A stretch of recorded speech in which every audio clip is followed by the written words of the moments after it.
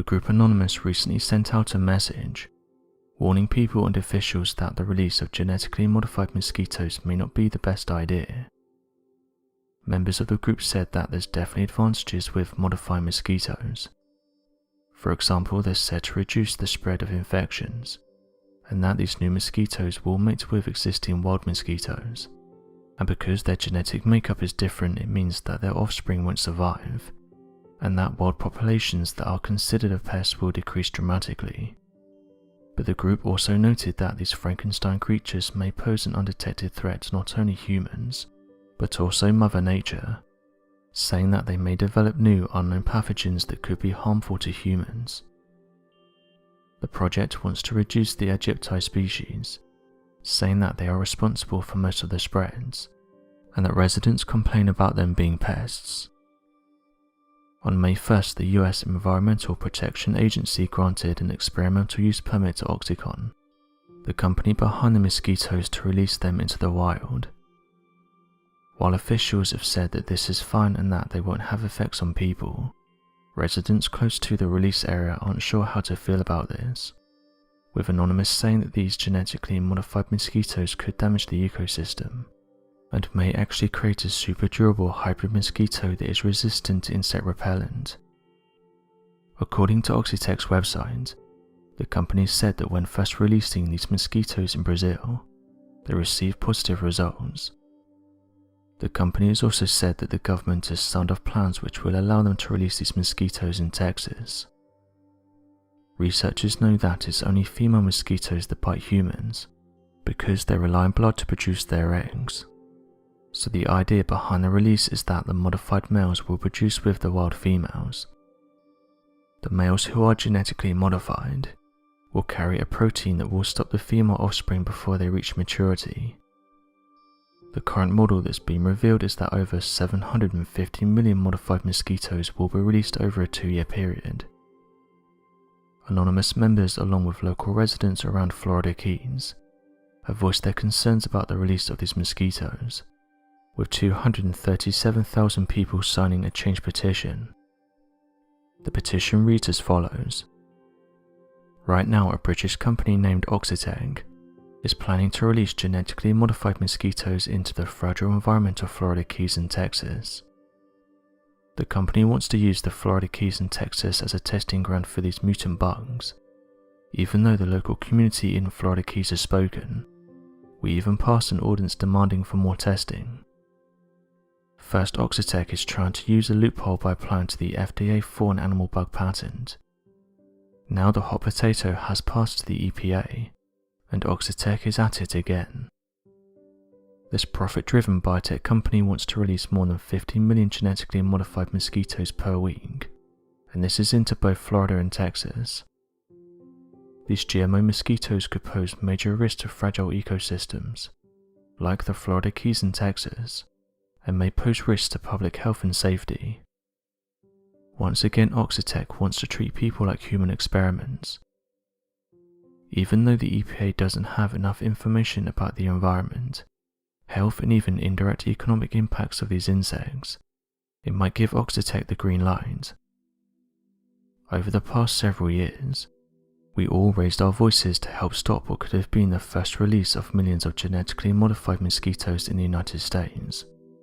But now we need to stop this non-consensual experiment again. Tell the EPA to not approve the GMO mosquitoes. We do not consent to being a human experiment, and we do not want GMO mosquitoes. Over 30 local physicians have created a petition to ask for more evaluation of the risk of this GMO mosquito, and the possible development of antibiotic-resistant risk as a result of this experiment. These GMO mosquitoes are created with E. coli bacteria and other ingredients. This is very premature technology with very little information. A lot of questions need to be answered.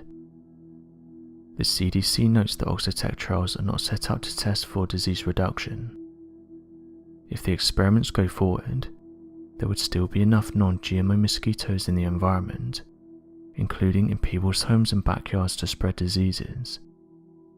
Even the head of the Cayman Islands, which recently rejected GMO mosquitoes, has said that GMO mosquitoes will not be a solution for fevers that pose a risk to human life.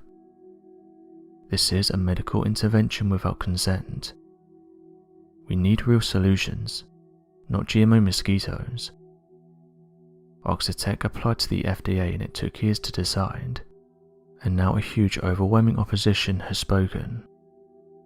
Now Oxitec applied the mosquitoes as a pesticide, with very little information on the release to the public, and to scientists for doing a proper evaluation.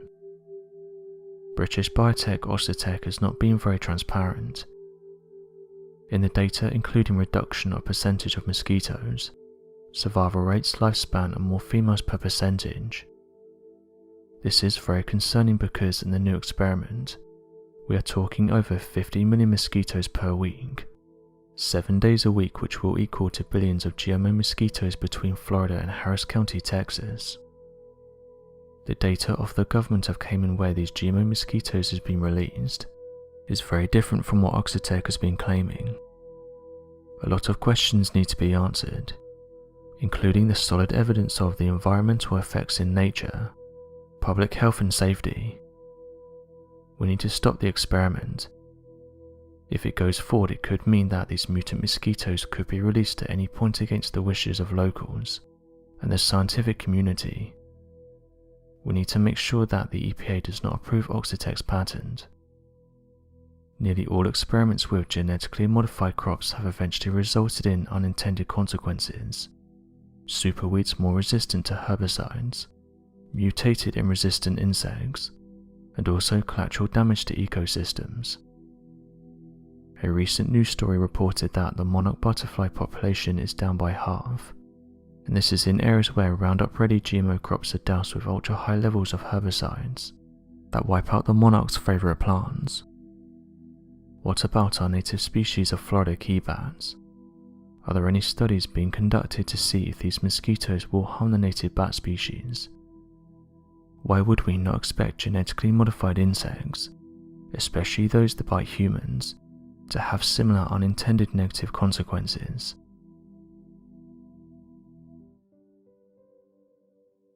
Earth is going to face a massive population collapse over the next 20 to 30 years. This is what Elon Musk said back in 2019. While talking at an artificial intelligence conference, he was asked about what his thoughts were on artificial intelligence, and what does the future hold for both humans and AI. Although he's been vocal about artificial intelligence, and how we need to be careful, he said that another problem we're facing is that of population collapse, saying that in 20 years' time there's not going to be enough people. He continued with the following: I think we have a serious issue with population collapse that's far bigger than what people realize. I think we need to watch out for population collapse. This is somewhat counterintuitive to most people. They think that there's so many humans, maybe too many humans, but this is just because they live in a city. If you're in an aircraft and you look down and say you dropped a cannonball, how often would you hit a person? Basically never. In fact, there's stuff falling from space all the time. Natural meteorites and old rocket stages, but no one worries about them.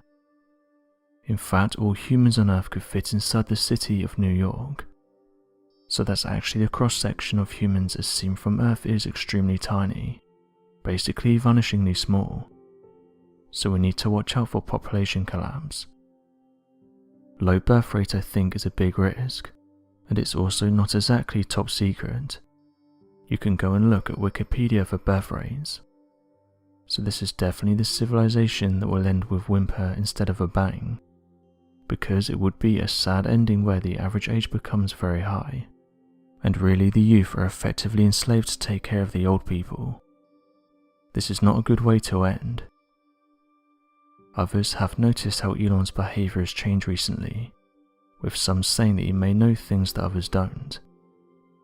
For example, some have said that it's strange how one of the richest people on the planet doesn't want to live on Earth anymore, and that it's almost like he knows what's coming, and he's doing all he can to get off this planet. The sad part about this was some of the comments that were made by users who listened to what Elon said, with one person saying the following: "What's the point in bringing something so precious into this current world? Why would someone do that? The truth is, most people are bringing life into this world to mask over something. You can't sit there and tell me that this current model that we all live under is a happy one. It's not even like life is easy these days. If there were lots of perks, I could understand it, but it just feels like we're constantly fighting. I understand that life isn't easy, and the world doesn't owe you anything, but just listening to things on a daily basis is enough to put you off. I feel like this, my friends feel like this, and their friends feel the same. I feel like you're going to have a generation of people who won't have children because of the way things are." While another user said this: "When you look at the blatant corruption and lies that happen on a daily basis, can you really blame people for not wanting to have a baby? Why would you want to bring life into this world when bad people don't get reprimanded for their actions, but good people are constantly fighting an uphill battle? We are told from a young age that certain actions are unforgivable, yet the officials who we're meant to look up to are the very people doing these things. How do you justify that?" People are starting to click onto these things, and I think there's been a sort of awakening, but we still have a long way to go. Another user had this to say: "Me and my partner have decided not to bring life into this world. It's sad because we wanted to, but what world are we leaving them? I don't think it's fair to bring life into this world when it's in the state it's in. Why would I want to do that to my son or daughter? Leave them in a world where they're constantly struggling, can barely afford to live, and have to work until they're 67, as if they live that long under the stressful conditions of this world." End quote. It was sad reading those comments, but it seems that many people feel the same way, and that overall people just aren't really interested in having children, with some of them saying that they're barely surviving. The World Economic Forum has also been vocal about this, and have said that overpopulation is a problem that we need to start taking seriously. They said the following on their website: "Roughly 83 million people are added to the world's population every year, with modern advances in medicine and nutrition to thank for their survival into adulthood and old age. But while fertility levels and birth rates are dropping globally, the overall trend is continued population growth, with increasing pressure on the planet's limited resources and impact on the environment. More people means more carbon footprints, more cars, waste and emissions, more houses and infrastructure to be constructed, and these use the world's limited resources, more mouths to be fed using more water and energy in food production." They ended by saying that government officials are aware of the situation and are currently working together to decide what can be done about this.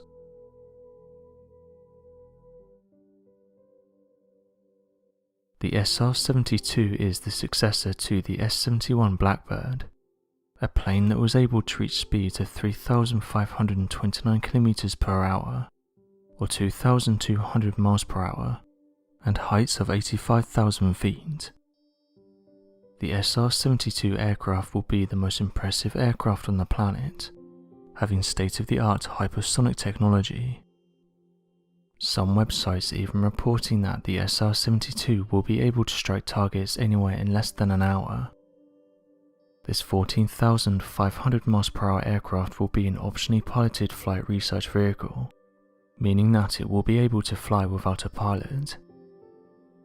Lockheed Martin Executive Vice President and Skunk Works General Manager Rob Wise said the following to Aviation Week: "We've been saying that hypersonics are 2 years away for at least the last 20 years, but all I can say is the technology is mature, and we, along with DARPA and the services, are working hard to get their capability into the hands of our warfighters as soon as possible." End quote. Since this announcement though, various people have claimed that they've seen this craft, causing some to theorize that perhaps it's already flying around in the sky.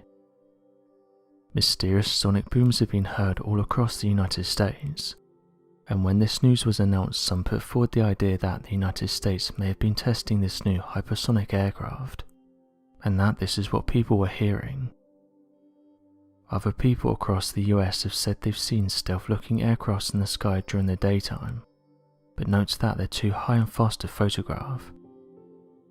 Some have claimed that Google Earth has managed to photograph some of these crafts. Google Earth is an incredible tool.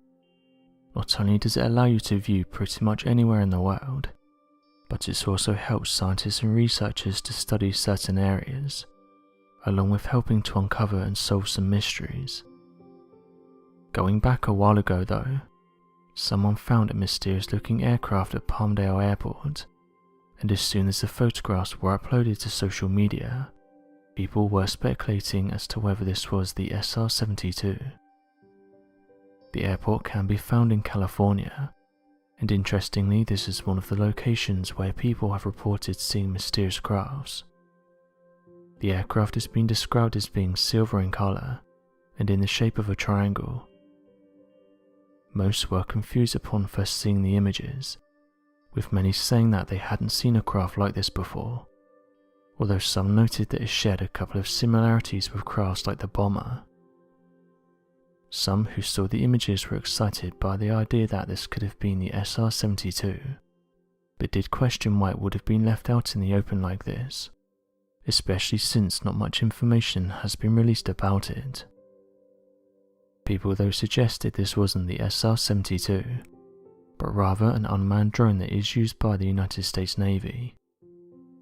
In fact, they said this craft is actually the Northrop Grumman X-47A and X-47B. Although the United States government failed to give an answer for what this craft is, many have gone with the theory that they're drones. Although this may be the case, this hasn't stopped people from theorizing that the SR-72 is already flying around in our sky. As mentioned, one of the reasons why people think this is because super fast-moving aircrafts have been spotted across the United States. As of right now, the SR-71 Blackbird is said to be the fastest plane that man has ever created, but in recent years this has been questioned. Whispers of Black Project aircrafts have been around for years now, and when you think that the SR-71 was created over 60 years ago, it makes you wonder what we have now. Its replacement is said to be the Aurora, although it's important to note that the US government has always denied that this aircraft exists. Eyewitnesses, however, have gone against this. Back in 1991, residents located in Southern California heard a series of unusual sonic booms, and interestingly the United States Geological Survey even picked them up on their sensors. NASA and the Air Force came forward and said that it wasn't their SR-71, as it wasn't operating on the day the booms were picked up on. Former NASA sonic boom expert Don Magaliri, who went on to study the sonic boom data at the California Institute of Technology, said that the data showed this craft was at an altitude of around 90,000 feet and was hitting Mach 5. Mach 5 means it was going 6,174 kilometers, or 3,836 miles per hour. It's these types of stories that back up the claims that the Aurora project is genuine. We do have photographs of these crafts as well, with some of them being captured during the daytime. It's important to note though that these aircrafts are said to be different from the mysterious black triangles. The two are said to be similar, but the black triangles are said to be much more advanced, with officials and eyewitnesses saying that they're able to travel at tens of thousands of miles per hour, can hover motionless without making a sound, are usually seen hovering above residential areas during the nighttime, can vanish within seconds, and can easily outmaneuver pilots. Although these crafts remain somewhat of a mystery, the United States government is said to have in their possession other high-tech aircrafts that haven't yet been released to the general public. Reports have come in from California where residents have described hearing loud booms. This has been happening on and off now since 2016. These loud noises were heard in many towns across the United States, including that of Pennsylvania, where residents said that they're so loud it's keeping them up, and that it's even got to the point that authorities got involved. Authorities asked that those who notice anything odd to call the police immediately and not investigate it on their own.